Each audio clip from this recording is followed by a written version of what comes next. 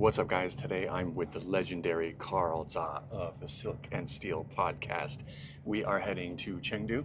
That's right. Check out my Tibetan cruise art exhibit with modern Tibetan art. That'll be in a different video, but what I didn't realize when I brought you along was that I would be bringing you along, the legendary Carl Zha, on his first high-speed rail journey in China. You broke my cherry. How does it feel? Well, how fast are we going? We're going over 200, I think 250, no, 334. 334 kilometers per hour. Not bad, huh? Yeah, it's great. Yeah, I think this line from Chongqing to Chengdu, we will get up to about 357 kilometers an hour. But how does it feel to finally be? You've been commenting on the high-speed system for so long. This is fantastic. First of all, I have a lot of legroom. I'm 180 centimeters about, and this is very comfortable. And another thing is, I remember I used to travel from Chongqing to Chengdu by train back in the 1980s when my parents took me, and it would take us 1 day and 1 night. But today what we're going to do is we're going to hop in and out. We're going to go there in the morning and then come back in the afternoon. That's right. So a day trip now from Chongqing to Chengdu is possible. It's feasible. That time when it took you a day and a night or whatever it was that on the train also, or? It was on the train, and it was an old style steam engine train. So I still remember back then there was no AC, so we had to open the window, and the particles of coal will fly and hit you in the face. That's incredible. Yes. And I'm supposing at that time they didn't have as much tunneling available, so it wouldn't have been kind of a straight shot. That's it probably correct. would have been going around a lot of mountains. That's correct, because the Chongqing Chengdu, the old rail line was built in the 1950s. Like, it's one of the first rail line that was completed after the founding of the People's Republic of China. Really? Yes. Oh, Yes. I didn't know that Yep. fact. So now, not only the high-speed rail, you're originally from Chongqing, That's and correct. you haven't been back to Chongqing since 2019. But having been outside of the country for so long and coming back in these kinds of few-year intervals at a time, what is your reaction to seeing Chongqing now? Oh, it's fantastic. I mean, I like to say, every time I come back to China, it feels like I'm coming to a different country because everything changed. Infrastructure, software, and I find it's. I remember when I first come back in 2001 and 2010, I used to think to myself, China is a great place to visit, but I would not want to live here because the air was still polluted. Yep. I remember you can cut the air with a butter knife in places like Shanghai and Chongqing as well. And then around 2019, my last trip here, I noticed something. Things really cleaned up. Yeah. I mean, not just big cities like Shanghai or Beijing. I traveled to border towns with Myanmar. Oh, I have a friend, Davide, who teaches English in Mangsi, Yunnan, Okay. which is right next to the border with Myanmar. Like, even small border town, very clean, Yeah. very clean. And the infrastructure got better everywhere. So 2019 is when I realized, now this is a country I wouldn't mind living. What about your family? So obviously your wife is Indonesian, Balinesian. Your kids are mixed. What is their reaction to it? And do you think she could ever imagine living here, or is that a little bit too big of a? Oh no, she already asked me. She's like, "Why don't you get a job here?" And I asked my 4-year-old, and I said, "Do you like China?" She's like, "Yeah. Why do China have so much yummy food?" So they love it. They love it. They have this funny meme that they do online a lot where they talk about people like walking through the street at night and they have the scared face. They said China's so dangerous at night, and then they pan over to the street food vendors and saying it's because there's so many tasty things. You can gain a lot of weight here. That's what my cousin did, actually. She brought us to the night market. Now my son wants to go back to the night market every night. Yeah. And he has so much fun. And another thing shocked my wife is the price is so affordable, even compared to Bali, even compared to Indonesia, which people may find surprising. And I explained to her, look, as long as it can be manufacturing a factory, it's probably going to be cheaper in China because it's made in here. That's right. And we had to import it in Indonesia from China. Yeah. And it's it's everything is so I took my family here to Chongqing, intending to show them the city, but my wife spent hours in a grocery store because she's just amazed at the abundance of everything and how cheap everything is, and she's like buying she loves the Chinese rice. She told me I saw that post online. she told me the Chinese rice is not as glutinous as the Korean and Japanese rice, and not as dry as the rice in Bali. And now she wants to bring a bag of rice back to Bali. Well, you're carrying 2 kids with you. That's going to be a bit of a challenge. Oh yeah. No. And I have to point out though, most of the thing you saw on this amazing video, Chongqing, was built after I have left China. So within the span of last 35 years. I Right. left China in 1990. Back then, the tallest structure in Chongqing was this what they call the Liberation Monument at the center of town. It was about 3-story tall, Yeah. right? But now, if you look at it, it's like dwarfed by all the high-rise buildings right. grow around it. That's the other thing I mean, I love Shenzhen, but Shenzhen is such a new city, and there isn't as much of an old or an ancient personality to it. Whereas here you have that mix of old and new. Yeah. You know, a lot of those things that were around when you were a kid are still there, or you have these epic-looking modern buildings overlooking a traditional temple, and it's just. And you have the tunnels. The Yeah. tunnels. The Chongqing, Chongqing is a very mountainous city, and during World War II, because the city was the wartime capital of China, Yeah. so it was subjected to Japanese terror bombing for many years. So in response, people dug in anti-air raid shelter into the mountains. And during Cultural Revolution, during the Mao era, because at that time China had also had bad relations with the U.S. and Soviet Union simultaneously, and so to prepare for possible outbreak of World War III, Mao had the order to further dug in the tunnels. So Yep. there's amazing maze of tunnels underneath Chongqing, and today they're being turned into shopping malls and restaurants and Hot pot. yes, a great place to escape the heat, Yeah. especially like right Bookstore. Now we're on our way to Chengdu. Have you been to Chengdu recently, or? now. No, I have not been to Chengdu since 1990 when I had to go to get my visa to United States. That consulate is closed, by the way. The American consulate in Chengdu was closed. That consulate used to serve like all the provinces of southwestern Right. China, but as a result of U.S. closing down the Chinese consulate in Houston, China has closed down the Chengdu consulate. I don't know if it's reopened since, Okay. but yeah, I last time I was there, it was in 1990 to get my visa to visit U.S. Wow. So Yeah. I feel really special. Oh no! Actually, no, I've been there 2001. 2001. Oh, 2001, So it's okay. still 24 But still, years still, ago. yeah, still. Yeah. Well, still, I feel quite special. It's like I am taking the Carl Zha, the expert on Chinese history, for his first high-speed train ride, Yes. and then back to Chengdu after Yes, two decades, 2+ Yes. decades. Yes. I look forward to that. Back then, was there ever this rivalry? You talked, you heard about like Chongqing, Chengdu. It's always a rivalry. It's a 1,000-year-old rivalry. The joke, the internet meme is that Sichuan and Chongqing, the cities, we're brothers, right? But Chongqing and Chengdu were like rivals forever, right? Yeah. But it's more like a meme. But I highly enjoy Chengdu myself.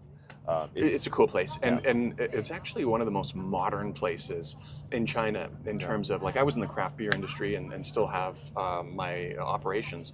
They are the first place in China to really get craft beer in a big way, handmade coffee, all this kind of stuff. It's known as the gay capital of China also. So it's both Chengdu and Chongqing. Yeah. We're very open in the Sichuan Basin. I have noticed at the gym once in a while I do get Yeah. some looks where I'm like, okay. When you wear tight shirt, right? Okay, I got to start getting more loose clothes. But no, I mean, that goes to show it is, I mean, you have to be a certain level of open-mindedness Yeah. to even have a label like that. Sure. And so it just goes along with everything else. And they're just very different from one another. They still have their own personalities. Yes. In Chongqing, people they know what they like. Mm-hmm. They're hot pot, they're, Yeah. kao nao hua, all this Yeah, kind of yeah. stuff, the barbecue. Yeah. And there's something nice about that too, that they Yeah. just know. Now, you know what? This is what we've always known. This is Yeah. what we like, and this Yeah. is what we're going to stick with. Chongqing is can be a bit rough, but direct. You know, people are honest. You know, Chengdu is more cultured. It's more cultured. It's more laid back. Because Chongqing started as a port city on the Right. Yangtze River, so it has that kind of that culture, that legacy. Chengdu is situated on one of the most fertile part of the Sichuan plain.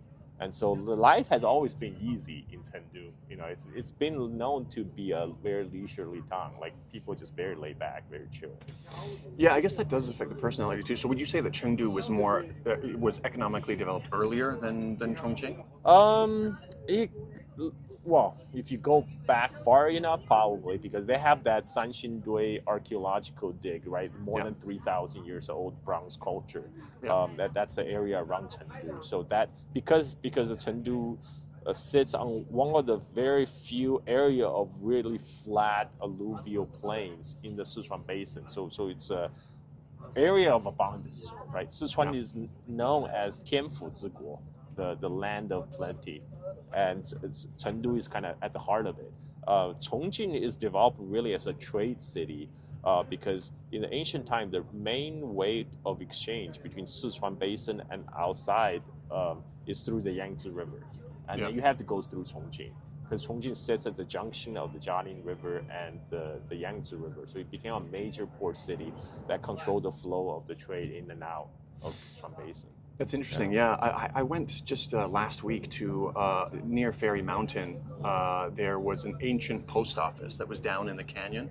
You've seen the pictures of it from above, and I wasn't thinking about it in the right way because when we went down there and there's an elevator now to go down, and even with the elevator, it's quite a hike to get into that postal area. And they're like, well, this is where the trade routes would come through. This is where the people would come through. And to me, I was thinking like, why would you want to come all the way down here? But it's like that's all that existed. Yeah. That's the only path available. Yeah. Like you like there's so Chongqing will contains a large part of the Three Gorge area, and if you take a riverboat cruise down the Yangtze River through the Three Gorge, you can still see the ancient trails that was dug that was built into the cliffs. You know, you see the remains of like wooden pegs where they're hammered into the walls of the cliffs where they would support the wooden trails that would parallel the river.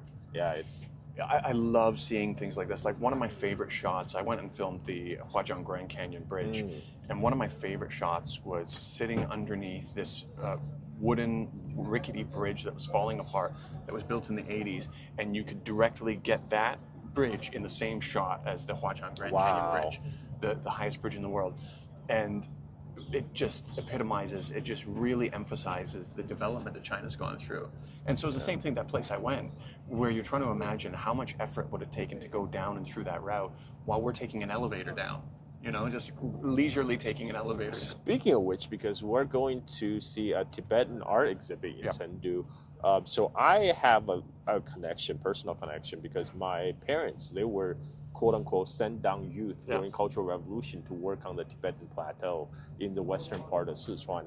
And I remember when I was 3 years old, my grandma took me on a long-distance bus to travel from Chongqing to travel to Kangding to see my parents.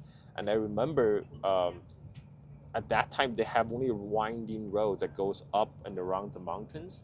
And I remember peering from the windows of our bus, looking down, you can see like very deep ravine below, wrecks of buses, trucks, and cars.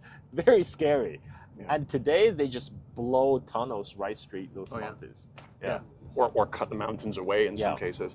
I have, I mean, that was such a dangerous area back then. One of the artists who I also know, and I don't want to mention his name because I don't have permission to share a story, but this is the story for many people. You know, when he was a kid, his family was traveling along those roads to Lhasa. And his dad and his uncle got out of the car to have a smoke while the two wives were in the car, and a huge boulder came down and just squashed them. They were gone. And it was just absolutely so dangerous. And now when you look at the tunnels that go through those areas, I mean, even the people who were building those tunnels and building those roads, there were people that lost their lives doing it. I mean, that is such a challenging part, probably one of the most challenging places on our planet to build Yeah. these kinds of infrastructure projects. Well, the road connecting Sichuan and Tibet, the Sayaba. yeah, that was actually also built in 1950. That Okay. was built like one of the first major highway built after the founding of the People's Republic of China. And so to replace that now they're actually building a rail line all the way to Chongqing and Chengdu. It's still under construction, I believe. Well, I've shown you some little previews of some of the pictures of the art we're going to see. You're pretty excited to go and see that. Yeah, I'm very excited. Yeah, it kind of escapes traditional Tibetan art, which was predominantly based on religious kind of paintings. Yeah. And it's a little bit more modern, but it still has a very Tibetan connection. But I won't talk about that too much because we will release that in another video, which we're going to film in a moment. But anyways, I'm glad to be the one to, as you said, pop your high-speed cherry. It's an honor, awkwardly worded honor. But yeah, no, we'll keep going, and we'll see you guys in the next video. We are traveling, I think, 350 kilometers an hour. We'll see you in a sec. All right, here we are in Chengdu. We were supposed to end our video on the train, but I forgot something really important that I wanted to mention. And also to see you out and about in Chengdu for the first time in over 20 years. Yes. Pretty cool, huh? Yeah. Yeah, and before I get to what I wanted to mention, I was thinking too, it must be so cool as somebody who has experience taking a 1 day and 1 night on a train from Chongqing to Chengdu to be able to just come here for a day trip. Yes. Just for 2 or 3 hours and then head back. And even me, who hadn't had that experience that you had, I have a birthday party to go to tonight, and I was thinking, oh man, I don't think I can make it up today. I'm like, forget it, we just go on a day trip. And because you were saying you had to find a place to sleep on the floor, right? Yeah, because the whole trip takes 1 day and 1 night. So my parents booked the hard sleeper seat, so there's no place to sleep. And we put a newspaper underneath the seat, and I slept under the seat for the night. That's crazy.